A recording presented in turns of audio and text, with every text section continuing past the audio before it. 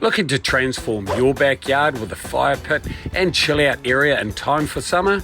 Watch this for an easy as way to bring a spark into your garden. First, you need to decide on a location for your fire pit. Make sure there aren't any underground utilities where you plan to dig. Then you need to work out your dimensions, making sure you leave ample space around the fire pit itself for seating and any decor to spruce up the area. Ours will be 5.5 metres in diameter. Hammer in a stake where you want the middle of the fire pit to be. This will be used as your centre point to help guide the measurement. Cut a piece of timber to your length of the radius of your fire pit. In our case, half of 5.5 metres, so 2.75 metres. Screw it to the top of your stake, which will allow you to easily rotate the timber around the stake, as long as the hole you drilled is bigger than the screw.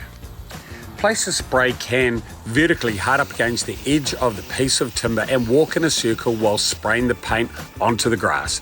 This technique will help us get the perfect circle for digging. To dig to a specific depth, it's a good idea to mark a line on your spade to the depth you want to dig to. We'll be digging down to 100 millimetres. Now that we're happy with the position and it's all marked out, it's time to start digging. Keep the edges as vertical as possible. This will help a lot when installing the garden edging. Once the digging is complete, flatten the area out as much as possible. You can use a large level or straight edge to help flatten things out. Then it's time to add the garden edging. This prevents any grass from growing in our fire pit area, as well as helping to support the edges of our perimeter. Now you can add your base course. We use approximately 1.2 cubic metres of gap 7 or fines as the base course, which will help with the longevity and stability of the fire pit.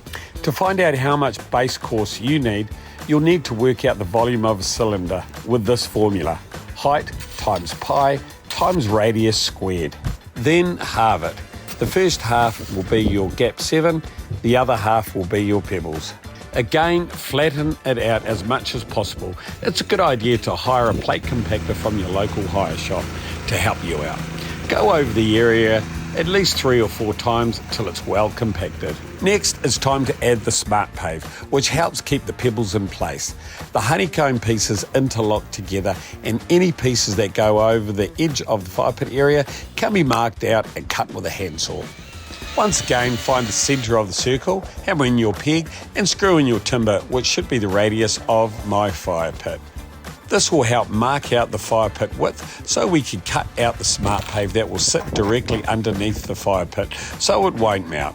Lay out your Smart Pave, then mark the diameter and cut with a handsaw. Cut any fabric off on the sides that you need to interlock with the next piece. Then you can put your fire pit in place. Add pavers for each of the legs of the fire pit for added stability.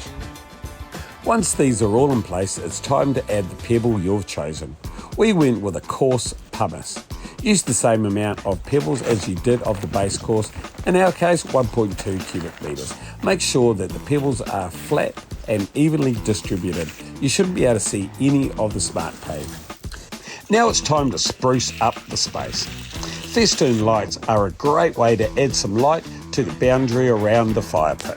We're using 5 galvanised steel poles spaced out evenly around the fire pit.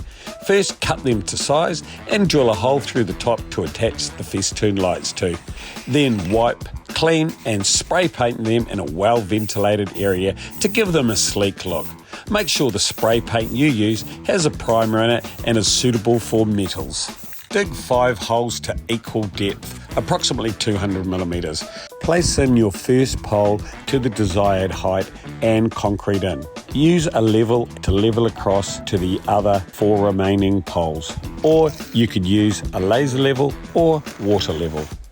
Ensure to use a brace as they dry. Leave to set for a couple of hours. You won't need to mix this stuff together, it will set fine on its own. Once dry, put a stopper on the top of each of the posts. Thread the festoon lights around the perimeter and cable tie through the pre-drilled holes at the top of the poles. Decide how much length you want between the poles, then plug in. You'll need an outdoor power source, so get a sparky around to help with that. These lights then plug straight in and are designed for outdoor use as they are waterproof. The final step is to decorate it the way you want to, with foliage at a safe distance away from the fire and your choice of furniture. Then it's time to sit back, relax and enjoy your fire pit with friends, family and some s'mores. Sweet as.